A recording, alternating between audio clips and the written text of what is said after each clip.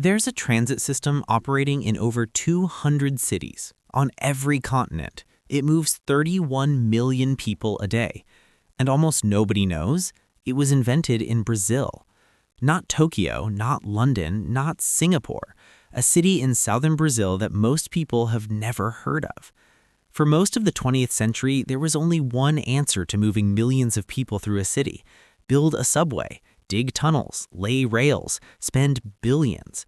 And it worked if you were London or New York or Tokyo, rich cities with deep pockets and decades to spare. But what about everyone else?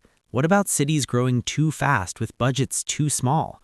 For most of the world, the subway was a fantasy, a promise that never arrived.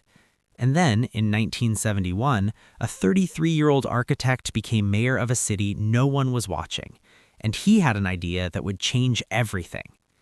Curitiba, 1971, population 600,000 and climbing fast. The city was drowning in cars, congestion was choking the downtown, and the federal government solution? Build a subway. There was just one problem: Curitiba couldn't afford it, not even close.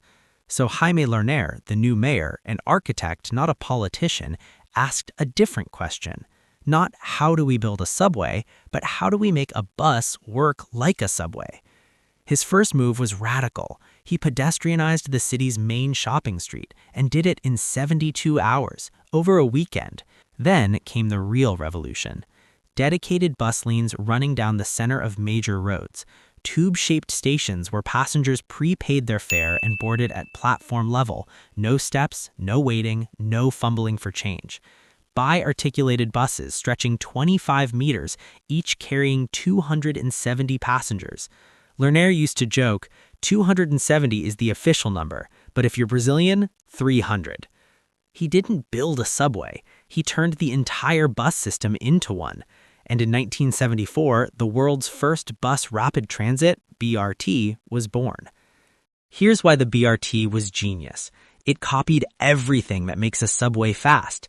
Dedicated lanes so buses don't sit in traffic, prepaid boarding so passengers don't slow the system down, platform-level access so people step on and off in seconds, and threw away the one thing that makes a subway expensive: the tunnel.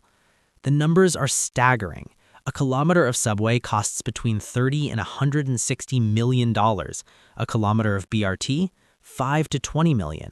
Curitiba's first bus lanes cost 50 times less than a subway would have. 80% of all travelers in Curitiba use the BRT. Let me say that again.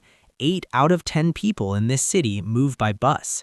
Not because they have to, because the system actually works. And then the world started paying attention. In 2000, Bogotá launched Transmilenio, directly modeled on Curitiba. It transformed the city. In 2004, Jakarta opened Transjakarta. Today, it stretches over 210 kilometers, the longest BRT system on Earth. Istanbul built Metrobus. Lagos became the first in Africa to try it. Johannesburg followed, then Los Angeles, Guangzhou, Lima, Mexico City.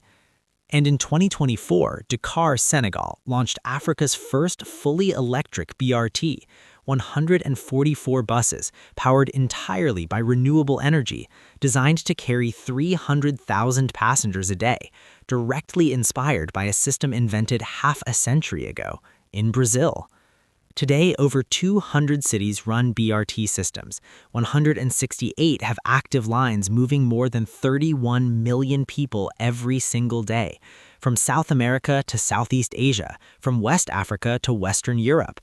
This idea, born on a budget in a city nobody was watching, became the most replicated transit model in human history. So here's what I don't understand. Ask anyone to name a city known for great public transit. They'll say Tokyo, London, Singapore, maybe Copenhagen. Nobody says Curitiba. The most copied transit system in history, operating on every continent, serving tens of millions of people, and the city that created it is virtually unknown outside of urban planning circles. How does that happen? How does a country export an idea to 200 cities and get zero credit? Maybe it's because the world doesn't expect innovation from Brazil. Maybe because a bus will never be as glamorous as a bullet train. Or maybe, and this is the uncomfortable part, the world is perfectly happy using Brazil's ideas without acknowledging where they came from. Jaime Lerner died in 2021. He was 83. He never got a Nobel Prize. He never became a household name. But 200 cities are moving millions of people every day because of what he built.